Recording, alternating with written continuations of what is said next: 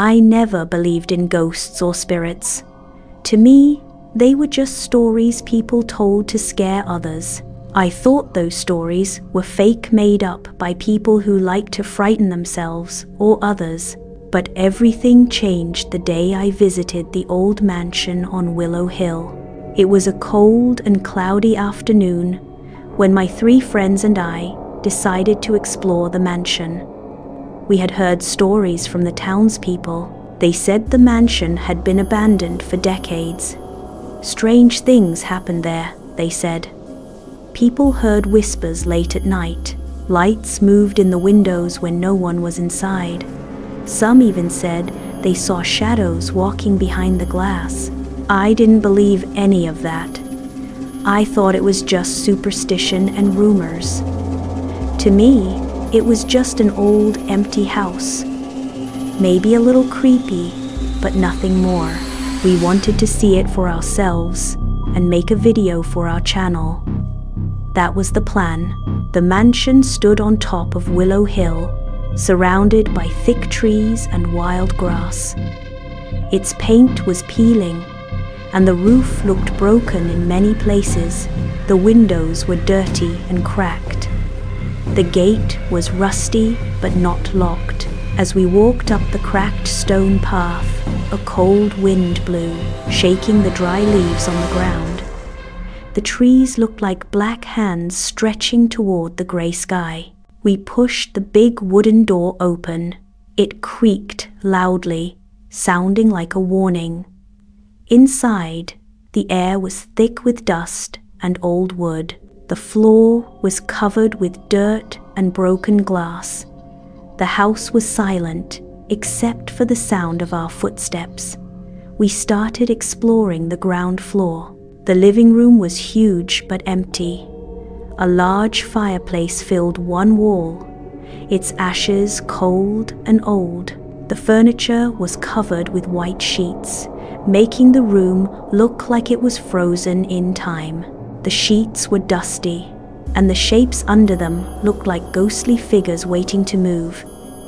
"Anyone see anything strange yet?" My friend Lisa whispered nervously. "Not yet," I said, trying to sound brave. We split up to explore more quickly. I went upstairs alone. The old wooden stairs groaned under my weight, each step sounding loud in the silent house. At the end of the hallway was a door with a strange symbol carved into the wood.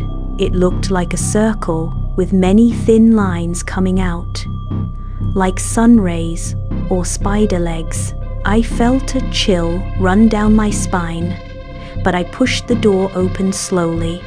Inside was a small room. In the middle stood an old mirror covered in dust and cracks. I looked at my reflection carefully. Then I noticed something strange. My reflection was not moving like I was. When I raised my hand, my reflection's hand stayed still for a moment before moving. I blinked hard and looked again. My reflection smiled, even though I wasn't smiling. The room got colder suddenly.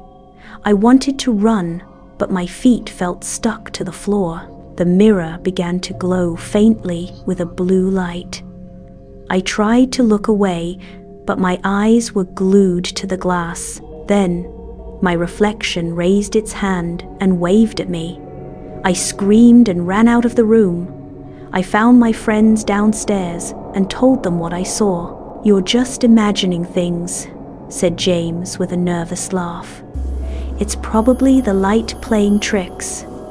But I knew what I saw was real. We continued exploring, but the house felt different now. The walls seemed to breathe.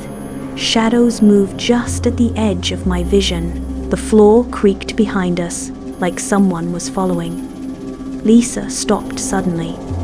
"Did you hear that?" We all turned. From somewhere deep in the house came a faint sound. A whisper? A soft moan? We couldn't tell. We decided to check the basement. The stairs down were narrow and steep.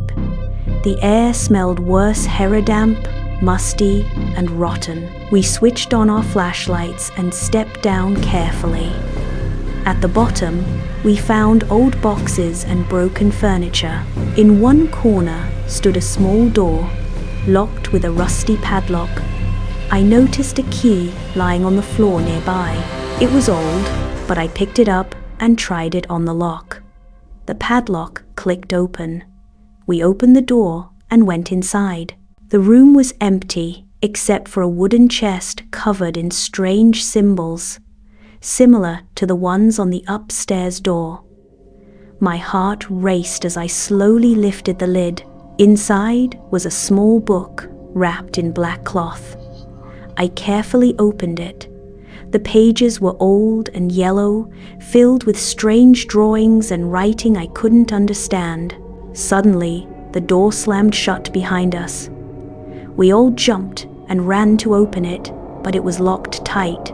A cold voice whispered from the shadows, "You should not be here." The air grew heavy and cold. Fear froze us in place. "Leave now, or stay forever," the voice said again, louder this time. I grabbed the book and shouted for everyone to run. I pushed the door hard. It finally opened, and we rushed up the stairs. Outside, the cold air never felt so good. We didn't stop running until the mansion was far behind us. That night, I tried to read the book again. I showed it to a local historian the next day. He said it was the diary of the mansion's last owner, a man obsessed with dark magic. He believed he could live forever by trapping his soul inside the house. The strange symbols were protection spells and curses.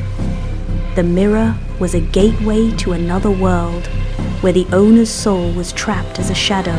I still keep the book, but I never open it anymore. And I never go near that mansion again, because sometimes shadows don't just copy us, they want to take our place.